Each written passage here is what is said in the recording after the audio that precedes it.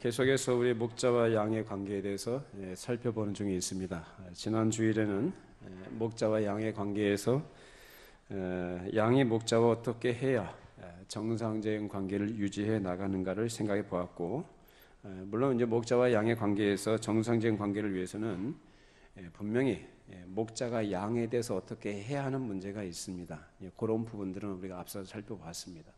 그렇다면 또 더불어서 양의 위치에서 목자와 관계를 정상적으로 유지해 나가기 위해서 양의 위치에서 해야 될 일이 있다는 거죠. 그 의무라는 겁니다. 우리가 대한민국 국민으로 이 땅을 살아가는데 국가가 국민들에 대해서 해야 될 것이 있는가 하면, 또 국민들은 국가에 대해서 마땅히 기본적으로 감당해야 될 의무라는 것들이 있습니다. 그런 것들을 성실하게 수행을 해 나갈 때 정상적인 관계 속에서 우리가 누리는 것들이 있죠. 마찬가지로 목자와 양의 관계도 마찬가지. 일방적으로 목자이신 주님께서 우리에게 모든 걸 다 해주시는 것으로 끝나는 것이 아니라 그런 가운데서 그것을 정상적으로 유지하고 누리는 그런 삶을 위해서는 양의 위치에서 우리가 주님에 대해서 우리가 어떻게 해야 되는가라는 문제가 있다라는 것입니다. 예를 들면 목자가 양을 푸른 초장으로 인도해서 풀어놓게 되면은 거기서 양이 해야 될 일은 뭘까요? 풀 뜯어 먹어야죠. 그 풀을 뜯어 먹어야 되는데 풀을 안 먹으면 어떻게 될까요? 먹기 싫다고 안 먹으면 그 양 자체가 손해인 것이고, 거기에서부터 이미 목자와의 정상적인 관계에서 이탈하게 됩니다. 그래서 정상적인 관계를 통해서만 양은 거기서 평안과 복을 누리는데 거기에서 주시는 은혜를 누리지를 못하게 됩니다. 그래서 양이 양으로서의 의무를 다해야 한다는 것입니다. 자, 목자가 하는 일은 양을 먹이는 것이 첫째고, 그 다음에 두 번째는 양을 위험으로부터 보호해 주는 것이고, 세 번째로는 양을 어떠한 목적지를 향해서 필요에 따라서 인도해 나가는 것이 목자가 해야 되는 일입니다. 중요한 것은 목자가 양에게 풀밭으로 인도해 가면 양이 거기서 풀을 뜯어 먹어야 합니다. 여기서 풀은 우리에게 주시는 하나님의 말씀이죠. 그래서 성경은 하나님의 말씀으로 우리에게 공급되는 생명의 양식인데, 우리가 예수를 믿는 신자로서 거기에서 정상적으로 잘 자라가기 위해서는 거기에서 성실하게 생명의 양식을 먹어야 합니다. 그런데 먹지도 않고 성경을 듣거나 배우려 하지 않고, 그리고 말씀을 통해서 자기를 반추해보는, 그래서 반성하고 돌아보는 이런 것 전혀 없이 그저 기독교라는 종교를 가지고 기계적으로 주일에 한 번 와서 예배에 참석하고 설교를 듣는 것으로 그친다고 한다면 그것은 양으로서의 의무를 다하는 것이 아니죠. 그것은 말씀을 먹는 게 아닙니다. 하나의 어떤 교훈 정도로만 듣고 종교적 행위로 스스로 자기를 확인하고 그 안에 만족하는 그런 수준에 불과한 것입니다. 그렇기 때문에 양이 꼴을 먹을 때 가장 중요한 문제는 뭐냐? 그것을 다른 의도로 듣거나 그것을 먹는 게 아니라 무엇으로요?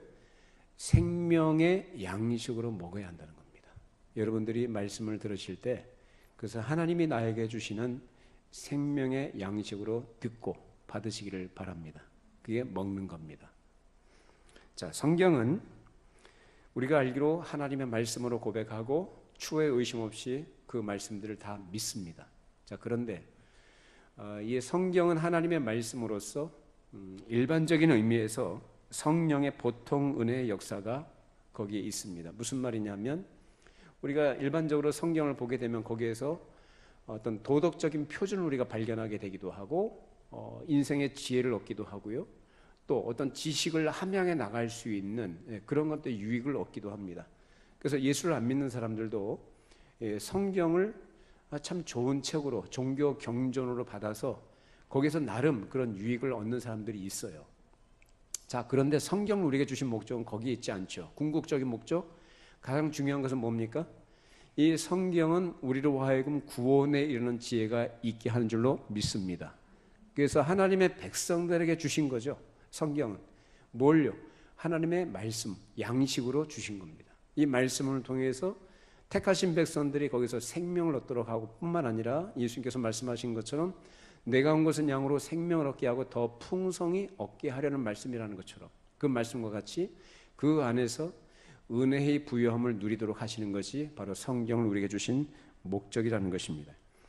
따라서 예수를 믿는 사람들이 이 말씀을 근거로 해서 말씀을 먹고 자라가면서 어떤 장성해 가면서 하나님의 사람다움을 이 사회에 나타내야 되는데, 예수 믿는 사람들이 사회생활하면서 즉 시민으로서 살아가면서 갖춰야 될 기본적인 상식이 있는 것이고 예의가 있는 것이고, 다른 사람에게 해를 끼치기보다는 오히려 다른 사람에게 유익을 구하고 다른 사람에게 배려를 하는 그런 삶을 살아야 됩니다.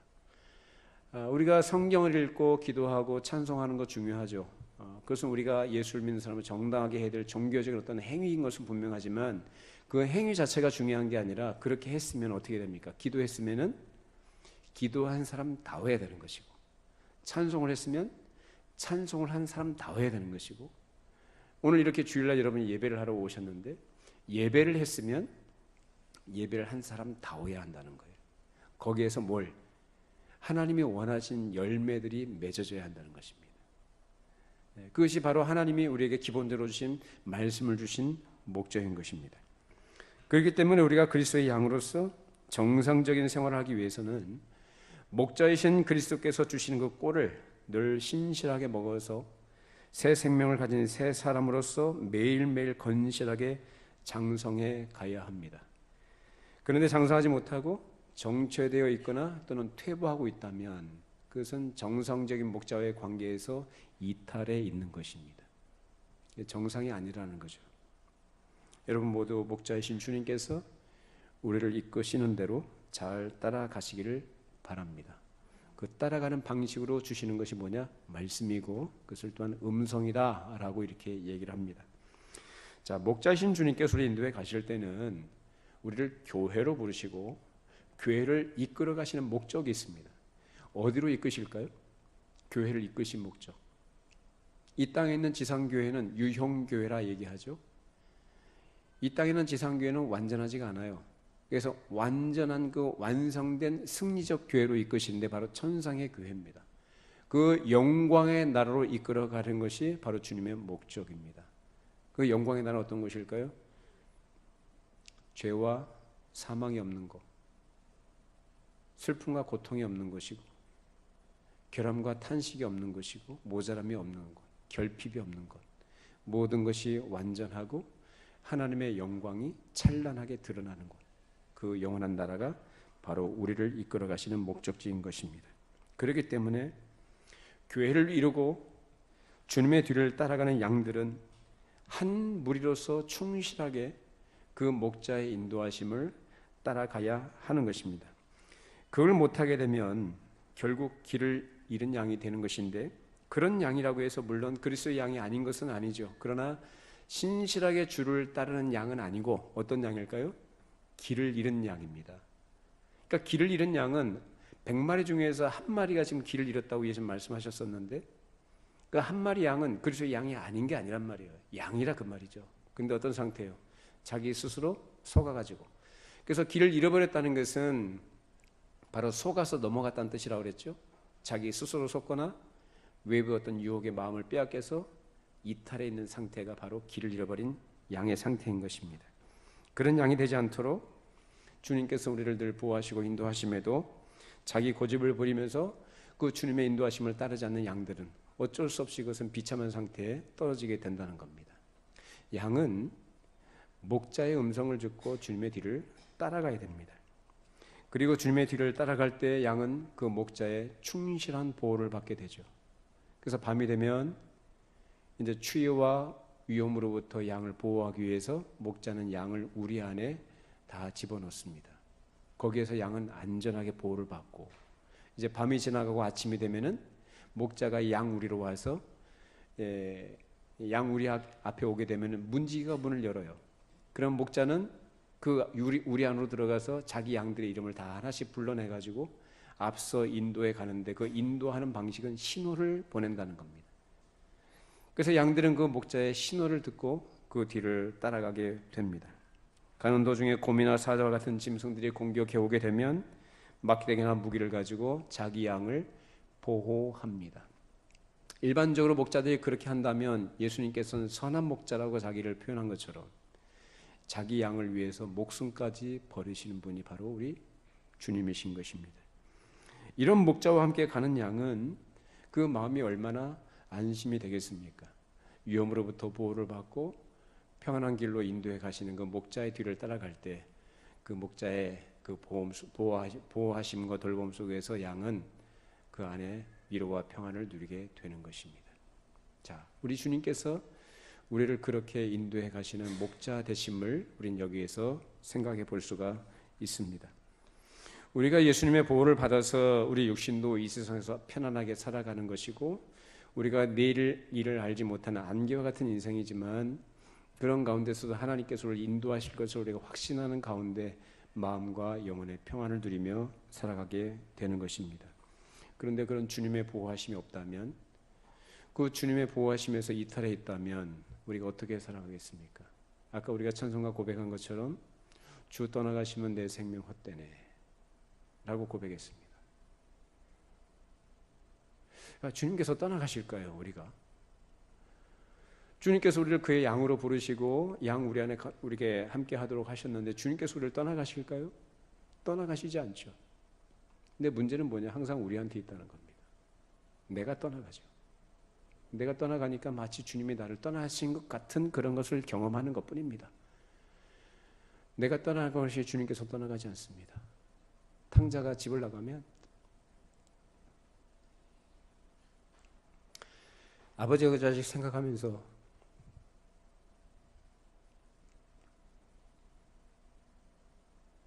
한시도 잊지 않고 기다리듯이 목자이신 주님께서는 한시도 그를 잃어버린 양을 잊지 않으십니다.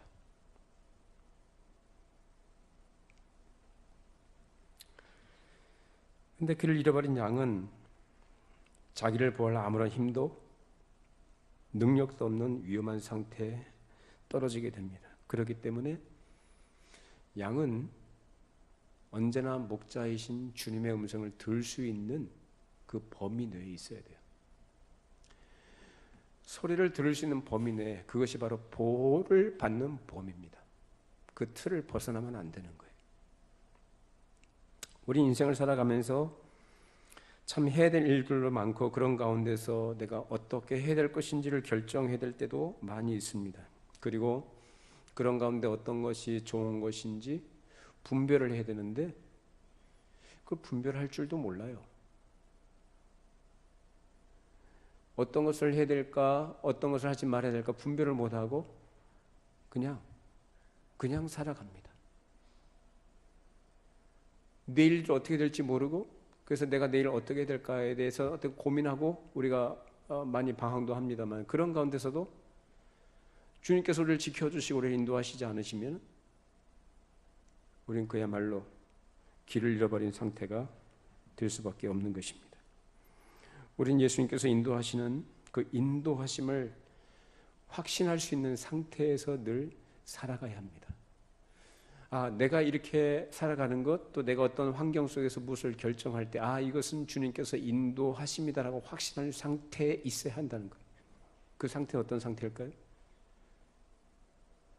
신자답게 사는 겁니다. 주님의 인도하심이라고 확신할 수 있는 것은 주님과 정상적인 관계 속에 있을 때만 확신할 수 있는 거예요. 근데 주님과의 정상적인 관계 속에 있지 않은데 이것이 주님의 인도하심이라고 말할 수 없는 것이고, 그럼에도 불구하고 자기가 주님의 인도하심이라고 확신한다는 것은 자기 확신에 불과한 것이죠. 신자답게 사는 것이고 주님의 음성을 듣고 따라가는 상태 속에서 우리는 어떤 확신을 가질 수 있습니까? 주님의 인도하심이다 라는 확신을 가질 수가 있는 것입니다. 그것을 바로 주님의 음성을 듣고 따라간다는 의미가 되겠습니다. 그걸 무시하고 예수 믿는다는 기독교라는 종교적 행사만 하고 살아갈 때에 그렇게 살아가는 것 자체를 주님의 인도하심을 받고 은혜 안에 살아간다고 말하는 것은 말이 안 되는 얘기예요. 근데 많은 사람들이 그렇게 살아갑니다. 신자답게 살고자 하는 이 마음의 소원도 그 애씀과 몸부림도 없이 아무 생각 없이 기독교라는 그 종교심, 모든 인간들이 가지고 있는 종교심에 기독교라는 이름만 거기다 걸어서 자기 영혼과 자기 마음의 위로나 평안을 스스로 확보하려고 하는 이러한 오류 속에 빠져 있는 겁니다. 그것은 주님의 인도하심을 받아가는 삶이 아니죠. 우리에게 그리스도인다운 생활에 필요한 하나님께서 방법들을 주셨다고 한다면 우리는 그 방법들을 유효하게 쓸 수 있어야 됩니다. 유효하게 쓴다는 것은 효과적으로 써야 된다는 겁니다. 자, 하나님께서 우리에게 주님의 백성으로 주님의 양으로 살아갈 수 있는 방법으로 주신 것이 뭡니까? 기도하도록 하셨죠. 기도가 하나의 방법이고 또 우리가 하나님을 찬송하는 것도 하나의 방법이고 또 하나님께 예배하는 그 예배도 하나의 방법입니다. 자, 그러면 여러분 기도를 많이 하실 텐데 기도하면 여러분 기도를 왜 합니까? 그건 주님과 교제하는 것이고 뭐 몇 가지 의미가 있습니다만은 자, 기도를 하는데 아무런 응답도 없고 아무것도 하나님의 어떤 도우심과 인도하심을 경험하지 못한다면 그것은 기도를 효과적으로 쓰는 겁니까? 사용하지 못하는 겁니까? 사용하지 못하는 거죠. 기도했으면 뭘 받아야 되는 거예요? 응답을 받아야 되는 거죠. 그래서 기도의 응답은 우리 기독교 신앙의 꽃이다라고까지 얘기를 합니다. 그러니까 무슨 말이냐면 기도라는 것은 하나님과 교통하는 것이고 하나님의 응답이 있어야 된다는 거죠. 응답이라고 해서 내가 원하는 것을 얻는 것을 응답이라고 여러분 초점을 맞추지 마시고 어떠한 방식으로든지 하나님의 뜻 안에서 내가 살아가는 것을 확신할 수 있는 것, 확인할 수 있는 그 방법이 뭐냐면 응답이라는 겁니다. 여러분 기도하실 때 허공을 치는 메아리 같은 그런 기도하지 마시고 주님의 응답을 경험하는 실제 생활 가운데 주님의 응답을 경험하는 그런 기도를 할 수 있기를 바랍니다. 또 우리가 찬송을 하면 찬송은 뭡니까? 내 감정을 배설하는 통로가 아니죠. 찬송은 하나님을 높여드리는 거예요. 하나님께 대한 감사, 하나님께 내 사랑과 기쁨을 고백하는 거예요. 그것이 바로 찬송이에요.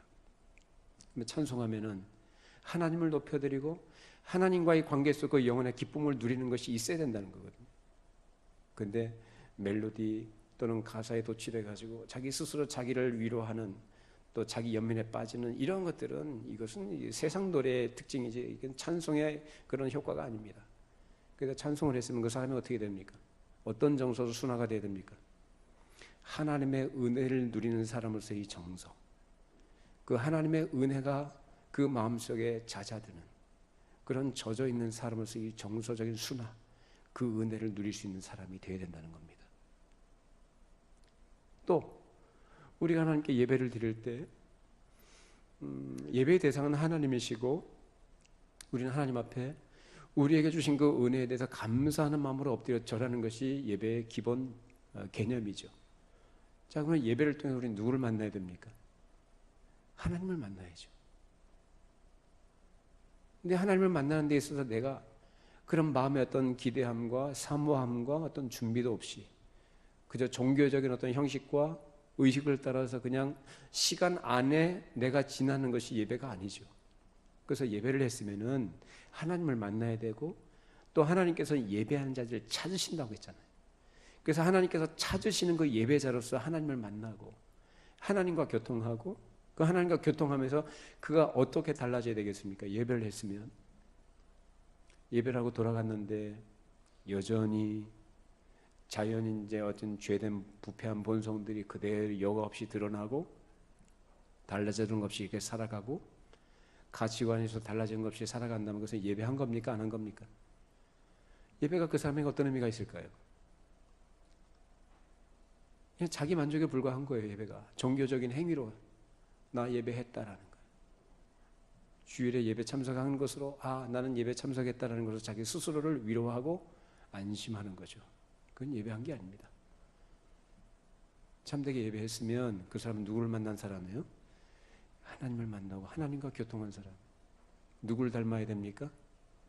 하나님을 닮아가야죠. 자, 이렇게 해서 우리가 그러니까 목자이신 주님의 뒤를 따르는 양으로서의 의무라는 것은 뭐냐면 바로 우리에게 그 은혜를 주신 그 목적을 따라서 열매를 맺어야 한다는 겁니다. 그래서 하나님께서 우리에게 의의 길로 생명의 길로 말씀을 먹여주시면서 우리를 인도하시는 것을 우리가 누리는데 양으로서는 목자가 공급해 주시고 보장해 주시는 그 평안과 위로와 복을 누리는데 그 누리는 것으로 다가 아니고 그것이 끝나는 것이 아니라 그 은혜를 우리에게 왜 주셨는가라는 것을 기억하고 그 은혜를 기억하고 주신 목적을 따라서 살아가야 된다는 거예요. 그래서 뭘까요? 열매를 맺어야 된다는 겁니다.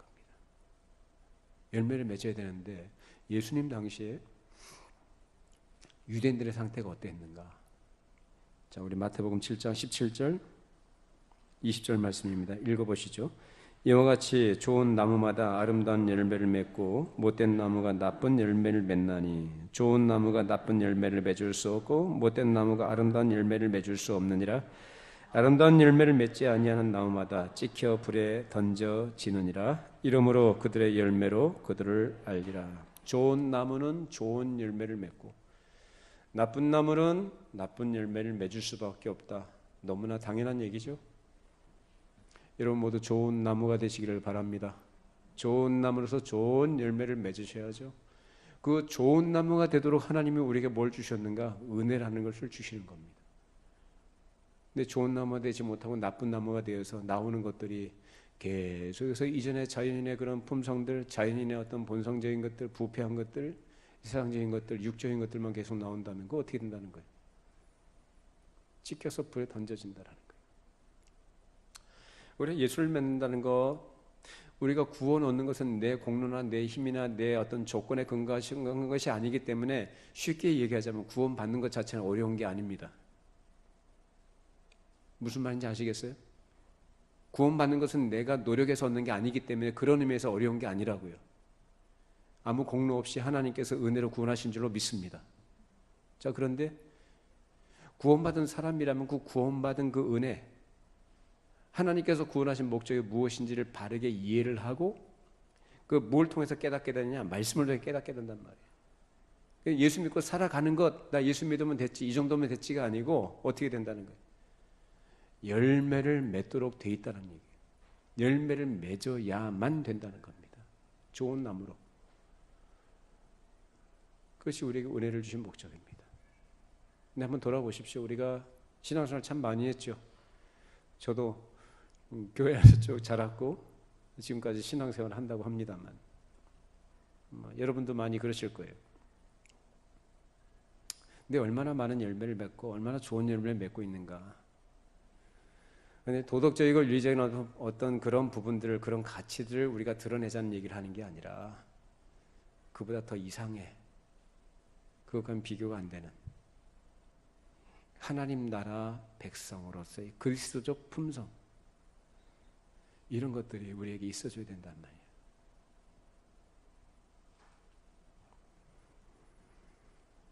우리는 하나님께서 주신 일을 해야 되는데 그것이 바로 열매를 맺는 것으로 나타나야 합니다. 우리가 하나님과 교통하기 위해서 예배하고 찬송도 하고 기도도 합니다. 자, 그런데 그것은 그 자체로 끝나는 거, 그 자체가 목적이 아니라 이제 그것으로서 이제 우리가 하나님과 교제하고 교통하는 사람으로서의 어떤 그 하나님 백성다움, 그것이 뭘로 나타나야 되느냐? 우리 목자이신 주님을 닮아가는 것으로 나타나야 됩니다. 우리 주님께서 우리 인도하시죠. 집안에도 보면은 이제 요새 뭐 강아지들 많이 키우시는데 그 강아지들 제가 한 번씩 가서 보면은 집집마다 희한하게 그 주인을 닮은 것 같아요. 강아지들 보면 그런 거 못 느끼십니까? 저거 느끼거든요. 근데 실제로 그런 것 같아요.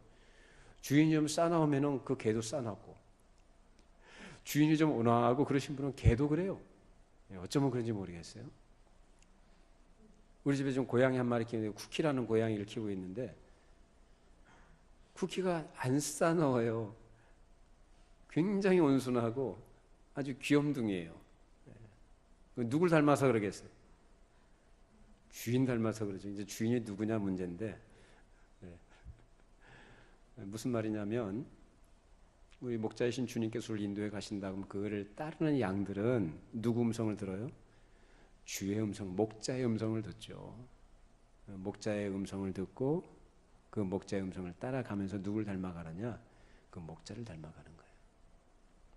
우리가 그러해야 한다라는 말씀입니다. 자, 그러면 그것이 품성적인 열매로 맺어져야 된다고 한다면 또 한 가지 중요한 것은 뭘까요? 우리가 그리스도, 우리의 목자이신 그리스도를 증거하는 증인 노릇을 해야 한다는 것입니다. 자, 우리 마태복음 28장 18절 20절 말씀 읽어보시죠. 예수께서 나와 말씀하여 이르시되 하늘과 땅의 모든 권세를 내게 주셨으니 그러므로 너희는 가서 모든 민족을 제자로 삼아 아버지와 아들과 성령의 이름으로 세례를 베풀고 내가 너희에게 분부한 모든 것을 가르쳐 지키게 하라. 볼지어다 내가 세상 끝날까지 너희와 항상 함께 있으리라 하시니라. 예수님께서 제자들을 훈련시키신 이후에 그들에게 마지막으로 부여하신 자격이 뭔가? 바로 예수님을 증거하는 증인 노릇하라고 말씀하신 것이 바로 이 지상 명령으로 주어진 것입니다. 자, 예수님을 증거한다 하면 그러면 증인은 뭐 하는 겁니까? 증인. 다른 사람 앞에서 예수 그리스도가 바로 이러한 분이다라고 증거하는 것이 바로 증인 노릇하는 겁니다. 자, 그렇다면 예수님은 이러한 분이다라고 말하는 사람이 그러면 주님을 따라가는 사람으로서의 어떤 그런 부분들이 드러나야 되는데 전혀 그런 부분이 없이 말로만 예수님이 이런 분이다라고 하고 실제 생활이라든지 그 인품이라든지 그 관계 속에서 나타나는 것들이 전혀 주님의 어떤 특성들을 나타내지 않는다고 한다면 그 사람 말이 신빙성이 있을까요? 그것을 듣는 사람들이 그 사람을 신뢰하겠습니까?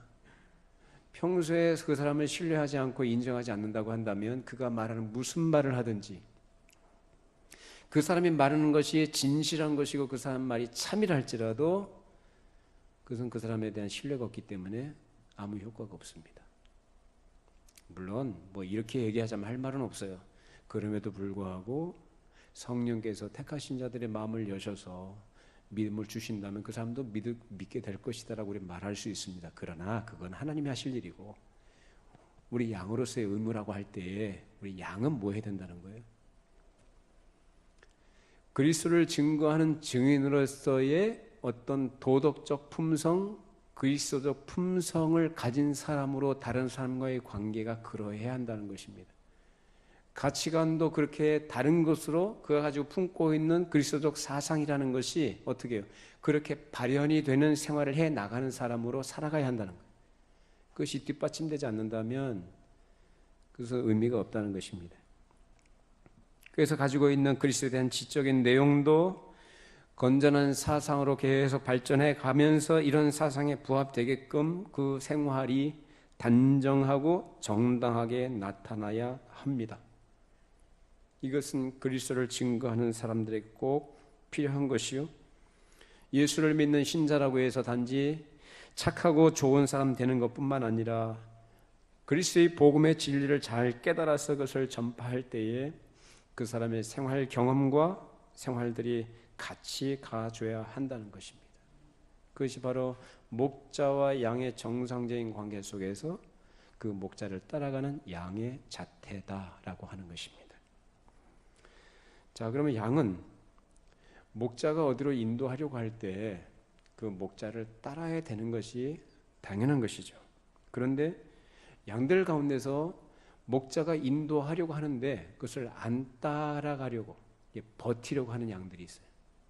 자, 그러면 목자는 그 양을 인도하기 위한 목적과 계획이 있어요. 근데 그렇게 인도하려고 하는데 양이 버티면은 목자가 그 양을 포기하겠습니까? 포기 안 하죠. 어떻게 합니까? 모가지를 잡아 끌고라도 데리고 갑니다. 그것이 지팡이의 역할이죠. 막대기는 짐승들을 물리치는 공격하는 방어 무기라고 한다면 이 지팡이는 양의 모가지를 끌어서 끌고 가는 그 역할을 하는 것입니다. 자, 그러면 결국은 따라가야 되는데 그럼 목자가 이 양을 인도할 때는 양 한 마리만 인도하는 게 아니라 양 무리, 즉 양떼를 인도해 갑니다. 그렇기 때문에 인도하심을 받는 양은 언제나 목자의 음성을 들을 수 있는, 목소리를 들을 수 있는 가까운 거리에 다른 양들과 함께 무리를 지어서 따라가야 되는 겁니다. 그러니까 이탈하면 안 된다는 거죠. 혼자서. 과거로부터 오늘날까지도 수많은 주님의 양들이 목자이신 주님의 음성을 듣고 그렇게 따라왔고 지금도 따라가고 있는 줄로 믿습니다. 오늘날 교회가 바로 그것이요. 양이 무리와 함께 따라간다는 것은 나도 그 무리에 끼어서 함께 보편적 교회로서 그리스도를 따라가는 겁니다. 그래서 주님께서 우리 인도에 가실 때는 나를 개인적으로 나 혼자서 데리고 가시는 게 아니에요. 어떻게 해요? 무엇으로 부르셔서? 교회로 부르셔서. 어떤 교회요? 보편적 교회로 부르신데 그 보편적 교회는 이 땅에서 어떤 교회로 나타납니까? 유형 교회로 나타납니다. 즉 눈에 보이는 교회로. 거기에 같이 함께 속해서 따라가도록 되어 있다는 겁니다. 오늘날 많은 젊은 친구들이 신학교 가고 과정을 거치고 이제 졸업을 해서 이제 목사 안수를 받고 목회를 합니다. 그리고 이제 개척도 많이 하죠. 자, 어떻든지 간에 이렇게 세워지는 교회들에 대해서 이런저런 말들을 또 하기도 하고요. 또 하나님께서 그런 부분도 쓰시기도 합니다만 중요한 것은 교회를 세우는 것은 우리가 아무나 세우고 싶다고 세우는 게 아니고 누가 세우도록 허락하시는 거예요. 하나님께서 세우도록 허락하셔야 세워지는 것이 바로 교회입니다. 자, 그러면 교회라고 다 같은 교회냐라는 거예요. 교회라고 다 같은 교회. 근데 교회를 보면은 참 이상한 교회 참 많죠. 이상한 교회 많아요. 뭐 명백하게 이단으로 정죄되고 이단으로 분명히 판단된 교회들이 있는가 하면 이단은 아니지만 이상한 교회, 사이비적인 교회들이 상당히 많이 있다는 거예요. 근데 교회 안에서 여러 가지 부조리들이 발생하기도 하고 도덕적인 문제들이 발생하기도 하고 또 진리가 변질되고 왜곡된 가운데서 하나님의 말씀이라고 그렇게 가르치는 교회들도 많이 있습니다. 참 그러면 그 교회라고 세웠는데 이상한 일이냐 그런 것들이 전혀 이상한 게 아니다는 거예요.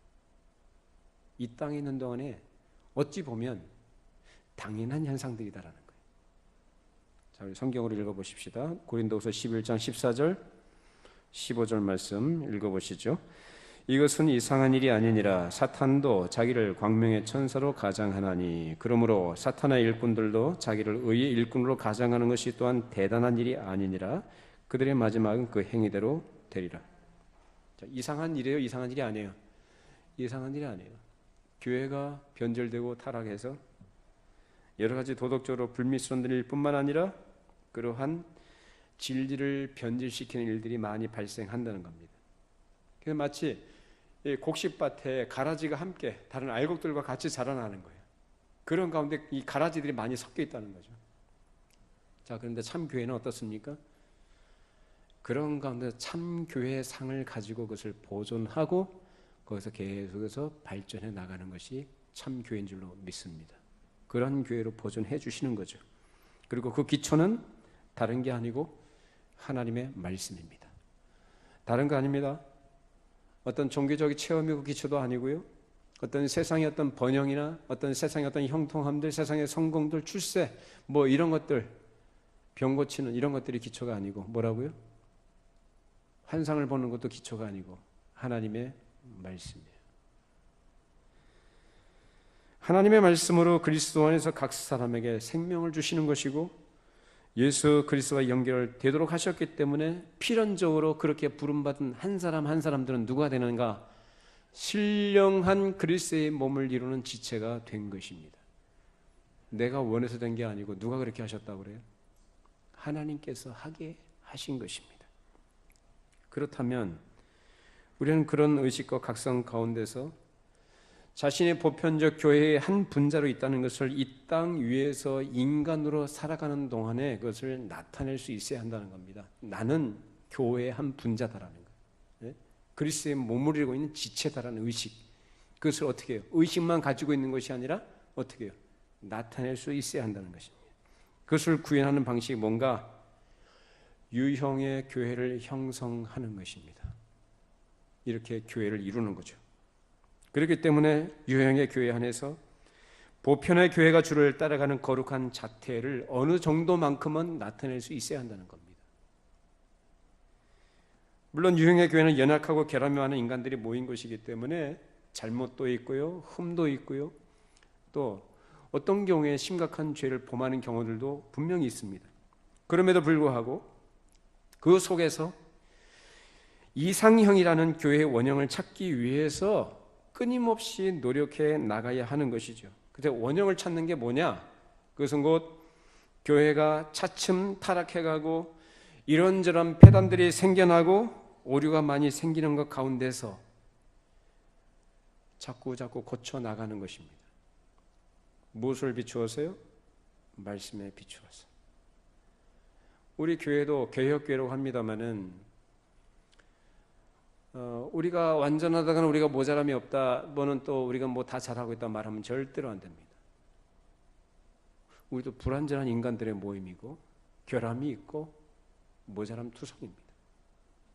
그 가운데 그냥 안저하는 게 아니라 어떻게 해요? 늘 하나님께서 우리의 공급하시는 말씀으로 우리 모습을 비춰보고 점검하고 돌이켜서 성경이 우리에게 가르치는 그 이상형, 원형, 그것을 찾아 나가기에 애를 써야 한다는 겁니다. 그것을 다른 말로 얘기하자면 개혁한다는 겁니다. 개혁한다는 것이, 개혁한다는 것 자체가 온전하다는 것이라는 문제가 없다는, 또 그 자체가, 또는 뭐 저는 고칠 것이 없는 것처럼 생각하시면 안 됩니다. 이 땅에 있는 동안에 교회는 날마다 개혁되어야 될 줄로 믿습니다. 왜냐? 연약한 인간들의 모임이기 때문입니다. 계속 교회가 개혁이 되어야 되는 거예요. 그러면 이런 유형교회 안에서 목자이신 주님의 말씀을 듣고 따라가는 양은 어떠해야 되느냐? 목자의 음성은 첫째 하나님께서 그 말씀 가운데서 우리를 하여금 깨닫게 해주시는 가운데서 우리를 알게 하시는 거예요. 그래서 목자의 음성이라고 해서 무슨 사람이 뭐 말하듯이 내 귀에다 무슨 음성을 들려주셔서 어떻게 해라 이런 식으로 말씀하시는 게 아니라 무엇을 통해서 알려주신다고요? 성경 말씀을 통해서 하나님의 뜻이 무엇이냐, 의미가 무엇인가를 알게 하시는 것으로서 음성을 듣게 하신다는 겁니다. 그러니까 여러분들이 말씀을 어떻게 해야 될까요? 말씀을 정말로 귀하게 여기시고 말씀에 집중하시고 여러분의 신앙의 중심과 초점을 어디에 두느냐? 말씀에 둬야 돼요. 내 체험이 중요한 게 아니에요. 내 종교적인 경험이 중요한 게 아니에요. 어떤 사람이 중요한 게 아니라고요. 영원토록 변치 아니하는 이 진리의 말씀이 우리 신앙의 초석이 되어야 되는 것이고 이 신앙생활의 중심이 되어야 되는 것입니다. 말씀을 통해서 우리는 하나님의 음성을 듣습니다. 그렇기 때문에 계속해서 하나님의 말씀을 알아가도록 애를 쓰고 그 지식에서 자라가야 합니다. 하나님의 말씀에는 교회의 도리, 인간의 도리, 구원의 도리에 대한 가르침이 분명하게 있는 것이고 교회는 그 가르침에 따른 거룩한 사상을 계속해서 형성해 가야 합니다. 그래서 하나님께서 교회를 세우신 뜻이 무언가, 하나님 나라의 거룩한 내용이 무엇인지에 대해서 어느 정도 깨닫고 나아가야 한다는 겁니다. 그래서 내가 예수를 믿고 어느 교회에 출석하고 있고 무슨 직분을 받고 있고 어떤 봉사를 하고 있는 이게 중요한 게 아니고 그 안에서 세월이 갈수록 여러분이 교회를 오래 다니셨습니까? 아니면 교회에서 오래도록 봉사를 하셨고 또 말씀을 듣고 자라오셨습니까? 잘하셨습니다. 그렇다면 더 자라가셔야 돼요. 더 깊이 깨달아 가시고 이전에 내가 알지 못했던 것들, 물론 옛적 길로 표현된 이 성경의 말씀은 전혀 새로운 건 없어요. 항상 같은 말씀이에요. 2000년 전이나 지금이나 앞으로도 그럴 것입니다. 믿습니까? 전혀 새로울 건 없어요. 그런데 내 입장에서 모자란 입장에 있을 때 그것에 하나님께서 은혜를 주시고 알게 하시고 깨닫게 하실 때는요, 새롭게 깨달아지는 거예요. 거기서 뭐예요? 자라간다는 얘기예요. 우리의 믿음의 성장은 다른 것으로 자라가지 않고 오직 하나님의 말씀을 깨달아 가는 것으로 자라가는 줄로 믿습니다. 그렇기 때문에 하나님의 말씀을 여러분 늘 듣고 배우고 그 연구하고 그 말씀에 창념하는 일에 힘쓰시고 애를 쓰셔야 합니다. 그것이 정상적인 목자와 양의 관계에서 양이 해야 될 의무예요. 교회에서 여러분에게 제공하는 성경 공부라든지 또 말씀, 또 예배 가운데 선포되는 말씀이든지 어떤 기회들을 하나님께서 우리에게 주실 때에 그 말씀을 듣고 배우는 기회를 여러분이 최선을 다해서 활용하시기를 바랍니다. 그렇게 해서 하나님의 계시해 주신 뜻을 바르게 밝히고 새로운 사실들을 알아가는 기회가 되어야 합니다. 그렇게 해서 우리가 말씀을 듣고 깨달았으면 아 그렇구나 하고 가만히 있는 게 아니라 어떻게 됩니까? 고칠 것은 어떻게 돼요? 고쳐야죠. 나는 문제가 없다고 생각을 했고 괜찮다고 생각했는데 말씀이 비추어서 새롭게 알게 되니까 어떻게 돼요? 그게 문제가 없는 게 아니라 문제가 있다고 하면 어떻게 해요? 고쳐야 되는 거죠. 잘못된 것은 돌이켜야 되는 것이고 씻어버려야 될 것은 씻어버려야 되고 제거할 것은 제거해버려야 되는 거예요. 그것이 뭐냐? 개혁이라는 거예요. 다른 말로 그것이 자라간다는 것이고 바로 열매를 맺는다는 뜻입니다. 우리 교회가 그런 교회가 되기를 바랍니다. 이런 확실한 터 위에서 교회가 이 시대에 주님께서 원하시는 것이 무엇인지를 깊이 생각하면서 계속 찾아나가야 합니다. 이것이 바로 양떼가 목자를 따라가는 모습이요. 여기서 양떼가 목자를 따라간다는 이 문제는 상당히 중요한 문제입니다. 여기서 교회론이 나오는 거예요. 여기서 양이 목자를 따라가는 게 아니라 양떼가 목자를 따라간다. 여러분은 아까도 말씀드린 것처럼 여러분 개인이 아니고 거룩한 신령한 그리스도의 몸을 이루고 있는 한 분자입니다. 전체를 이루고 있는 한 분자란 지체의식을 여러분이 가지셔야 합니다. 함께 가는 것이고 하나의 운명 공동체라는 것입니다. 그래서 주님께서 양을 인도하실 때는 그것을 양떼로 인도하신다는 거예요. 그런데 자기 혼자만 자기 인생길에서 예수님의 음성을 듣고 따라갔더니 잘 되고 복을 받았고 출세를 했고 형통했다라는 식으로 말하면 곤란합니다. 항상 여러분들은 전체 교회와 관련해서 여러분의 삶의 어떤 내용들을 그런 시각으로 바라보시고 이해를 하셔야 돼요. 내가 신앙생활 잘하고 또 말씀 잘 순종하고 또 그렇게 이런 거저런 했더니 하나님께서 나에게 복을 주셔서 내가 이렇게 형통하게 됐다. 이거는 뭘 모르는 사람이에요. 이건 잘못된 겁니다. 항상 여러분은 교회와 관련해서 여러분의 삶의 위치, 여러분의 삶의 어떤 경험들을 그렇게 해석하시고 그로 인해서 하나님의 뜻을 이루어 드리는 일에 여러분 자신을 드릴 수 있기를 바랍니다. 그것이 정상적인 것입니다. 적어도 양떼를 인도하시는 목자의 모습은 한 마리 양의 행복을 위해서 다른 양을 내버리고 그 양을 찾아 나서는 거 아니에요. 그 한 마리 잃어버린 양을 찾아 나가는 것은 어디에 합류하기 위해서? 다시금 양떼에 합류하도록 하기 위해서 찾아 나서는 거죠. 한 마리 양을 위한 게 아니에요. 전체입니다. 잘라버릴 수 없죠. 잃어버릴 수 없죠. 왜요? 지체인데. 어디 팔이 잘라졌는데 내버려두는 사람이 있어요? 그럴 수가 없죠. 온전한 몸을 이루기 위해서 그냥 둘 수가 없는 겁니다. 그래서 찾아 나서는 겁니다. 그래서 목자는 양떼를 이끌고 갈 때 목표가 있는 것이고 그 목표를 향해서 갈 때 그 양떼는 다 같이 함께 그를 따라가는 거예요. 그것이 바로 교회인 것이요. 교회는 교회로서 그 목자의 인도하심을 따라서 마땅히 감당해야 할 사명을 감당해야 하는 것입니다. 자, 디모데후서 3장 16절 17절 읽어보시죠. 모든 성경은 하나님의 감동으로 된 것으로 교훈과 책망과 바르게 함과 의로 교육하기에 유익하니 이는 하나님의 사람으로 온전하게 하며 모든 선한 일을 행할 능력을 갖추게 하려 함이라.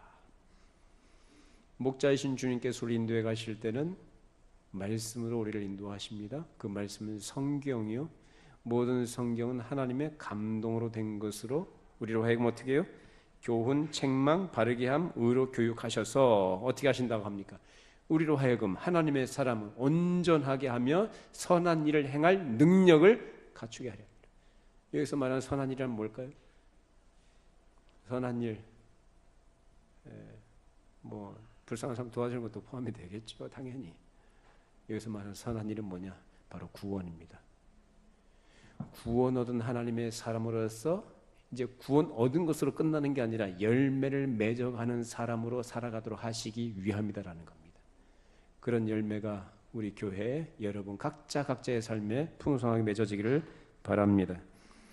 우리는 성경이 하나님의 말씀이라는 사실에 대해서 추후에 의심 없이 믿고 신뢰하고 그리스도를 의지할 때 성경에 기록된 그 약속들과 그 가르치신 거룩한 뜻을 깨달아가면서 온전히 의지하고 살아가야 할 것입니다.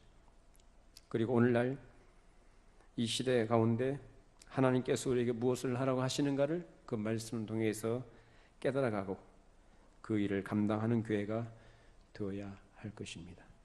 수가 많든지 적든지 간에 적은 수라 할지라도 그 가운데 한 몸을 이루고 있는 각 사람 한 사람들이 정신을 차리고 하나님께서 자기를 향해 가지고 계시는 거룩하신 뜻이 무엇인지 알고 그 목자의 주님께서 인도하신 대로 따라가는 교회가 되어야 하는 것입니다. 그러니까 여러분은 혼자가 아니라 개인이 아니라 교회입니다. 교회로서 주님을 따라가야 하는 것입니다. 자, 그러면 그렇게 우리가 마땅히 알고 따라가야 될 것이 뭐냐? 자, 우리 디모데후서 3장 13절 15절 말씀 읽어보시죠. 악한 사람들과 속이는 자들은 더욱 악하여져서 속이기도 하고 속기도 하나니 그러나 너는 배우고 확신한 일에 거하라. 너는 내가 누구에게서 배운 것을 알며 또 어려서부터 성경을 알았나니 성경은 능히 너로 하여금 그리스도 예수 안에 있는 믿음으로 말미암아 구원에 이르는 지혜가 있게 하느니라. 길을 잃어버리는 양이 되지 않도록 여러분 주위에서 주의 말씀에 창념하시기를 바랍니다. 자, 이 시대는 참 혼합주의 시대라고 하기도 하고요. 이제 종교다원주의 시대라고 말하기도 하죠. 참 온갖 주의 주장들과 이런저런 이 사설들이 이 사람들의 소리가 많은 어리석은 영혼들을 미혹하고 속여 끌고 갑니다. 그 목적이 뭘까요? 하나님의 은혜에서 멀어지게 하는 것이고 결국 배나 지옥 자식이 되게 한다는 예수님 말씀처럼 그렇게 사람들을 멸망의 길로 끌고 갑니다. 그래서 사람들에게 감언이슬로 유혹을 하죠. 사람이 명백하게 사기다라는 걸 알면 안 속죠. 사기다라는 게 아니고 이것이 참이다라고 믿어지니까 속아 넘어가는 거예요. 그러니까 양이 길을 잃어버리는 것은 바로 그겁니다. 온갖 속이는 것들이 너무나 많은 난무하는 이 시대에 어떤 것이 참된 것인지 분별을 못하고 그걸 끌려가는 경우도 있단 말이에요. 여러분 오늘 말씀 잘 들어보시고 오직 성경 말씀에 근거해서 그것을 바르게 해명을 하고 그것을 바르게 해석을 하고 그것을 정당하고 선명하게 가르치는 그 교회를 따라가시길 바랍니다. 정말 여러분 잘하셔야 돼요. 옛날에는 저도 처음 사역을 시작할 때 그때만 해도 그렇게 했어요. 전도할 때 그랬어요. 가까운 교회 나가시라. 가까운 교회 나가세요. 요새는 그렇게 말 못해요. 좋은 교회를 잘 선택하시라고 얘기합니다. 뭐 좋은 교회의 기준이 그 사람이 뭐 안지 알겠어요? 근데 말이라도 그렇게 할 수밖에 없는 시대를 살고 있다고 우리가. 왜냐하면 너무나 이단이 많아요. 그리고 사이비적인 교회들이 얼마나 많은지 몰라요. 정통교단과 정통교회라는 이름을 걸고 있음에도 불구하고 그 안에 가르침은 사이비적인 가르침들이 얼마나 난무한지 몰라요. 여러분 인터넷이나 유튜브 들어가면 이상한 설교하는 데 굉장히 많습니다. 잘 분별하셔야 돼요. 그럼 우리가 무엇을 따라가야 되느냐? 먼저는 성경이 가르친 바 구원의 도리가 뭐냐? 사람은 무엇이고 천사는 무엇이고 또 흑암의 세력인 사탄의 세계는 무엇인가라는 것에 대해서 여러분이 잘 아셔야 돼요. 그리고 이 모든 것은 하나님이 누구신가라는 하나님을 아는 지식 안에 다 포함되어 있습니다. 그래서 중요한 건 뭐냐? 성경에 계시된 하나님은 어떤 분이시냐? 그 하나님에 대해서 바르게 알고 믿어야 한다는 겁니다. 그리고 그와 더불어서 그 하나님께서 이 땅에 보내주신 메시아 구원자이신 예수님은 어떤 분이시냐? 그 예수 그리스도의 복음이 무엇인가에 대한 바른 이해, 그것을 믿어야 한다는 거예요. 복음을 믿으시기를 바랍니다. 여러분에게는 무엇이 복음입니까? 여러분이 이해하는 복음은 어떤 것이 복음입니까? 예수를 믿어도 예수님이 이 땅에 왜 오셨는가라는 것을 명확하게 이해하고 바르게 알고 믿어야 돼요. 예수님이 여러분의 삶의 질을 개선시켜서 오신 분이 아니에요. 여러분의 행복과 만족을 위해서 일하신 분이 아니에요. 우리를 죄에서 건져 주시기 위한 속죄의 제물로 오셔서 그 일로써 하나님의 모든 언약을 성취하시고 우리의 생명의 주가 되어주시기에 부활하신 우리의 왕이십니다. 구원자이시여 우리의 주인 되신 예수님으로 여러분이 바르게 믿으시기를 바랍니다. 그런 가운데 성경에 가르치는 여러 가지 다른 도리들 그리고 깊은 뜻들에 대해서도 매일매일 터득하고 나아가야 합니다. 이렇게 해서 우리가 거룩한 하나님의 백성으로서 날마다 장성해 나가는 거예요. 그것이 뭐냐? 누구를 따라가는 거예요? 주님을 따라가는 것이고 목자이신 주님의 음성을 따라가는 것이고 그 안에서 성장하게 되는 것입니다. 그리고 강단에서는 하나님의 말씀이 순전하고 선명하게 은혜의 복음으로 바르게 전파되어야 합니다. 그래서 교회라고 다 같은 교회가 아니라 역사적 전통적 신앙 고백과 하나님의 신실한 종들을 통해 마련해 주신 신앙과 신조와 표준 문서들을 가지고 하나님의 거룩하신 뜻을 바르게 해석을 하고 그 가운데 들어있는 그래서 예수를 믿는 성도들이 마땅히 알아야 될 여러 가지 진리의 내용들을 계속해서 가감없이 선포해 나가는 교회가 바른 교회입니다. 여러분 그런 바른 교회를 따라가시길 바랍니다. 그 바른 교회에 속한 지체로서 주님의 양으로서 살아가기를 바랍니다. 그래서 중요한 것은 뭐냐면 양이 잘못된 그룹을 따라가면 안 된다는 것입니다. 사람마다 자기가 옳다라고 주장을 하는데 양이 그렇게 잘못된 데를 따라가게 되면 어떤 결과를 초래하게 되느냐? 자기 삶에도 괴로움이 굉장히 심해져요. 자기 삶에. 여러분 이제 흔한 예로 이단에 빠진 사람들 보면은 그 사람들에게는 평안이 없습니다. 평안이 없어요. 늘 열심은 내는데 평안이 없어요. 왜 그런 줄 아세요? 열심히 뭘 자꾸 해야 되거든요. 시간 채워야 되고 실적 쌓아야 되고 뭔가를 갖고 채워야 돼. 열심을 내야 돼. 그래서 평안이 없어요. 그리고 영적으로 굉장히 힘들어져요. 경제적으로만 가지고 많은 손해를 봅니다. 영적으로도. 그래서 우리를 하나님께서 마련해 주신 의의 길로 주께서 우리를 인도해 가실 때 그 목자이신 주님의 음성을 잘 알아듣고 그 올곧은 믿음의 길로 주님을 따라가는 성도들이 되시기를 바랍니다. 그것이 양으로서 주님을 따르는 거룩한 모습이고 양이 감당해야 될 마땅한 의무라는 것입니다. 그 안에서 우리는 평안과 자유함을 누릴 수가 있습니다. 기도하시겠습니다. 걸어가신 아버지, 오늘도 우리에게 생명의 말씀으로 영혼의 양식으로 귀한 말씀을 나누게 해주심을 감사드립니다. 오늘도 우리에게 우리 교회 주신 말씀 우리가 귀담아 듣고 또 마음으로 받게 하시고 우리 마음에 새겨주셔서 우리가 평생에 주를 따라갈 때 거룩한 교회로 주님의 음성을 듣고 올바른 믿음의 길을 걸어가게 해주시고 천국 가는 그날까지 영원한 영광이 이르기를 우리가 소망하면서 이 땅에 여러 이단 사설들과 사이비적인 것들 우리가 잘 분별하고 그 안에서 하나님이 주시는 공급하시는 말씀으로 자라가게 하시고 흔들리지 않는 믿음 안에 굳건한 하나님의 백성으로 하나님의 영광을 바라보고 그 영광을 즐거워하고 그 안에서 안식과 쉼을 누리는 그 평안의 삶을 우리 모든 성도들이 살아가게 해 주시옵소서. 예수님의 이름으로 기도하옵나이다. 아멘.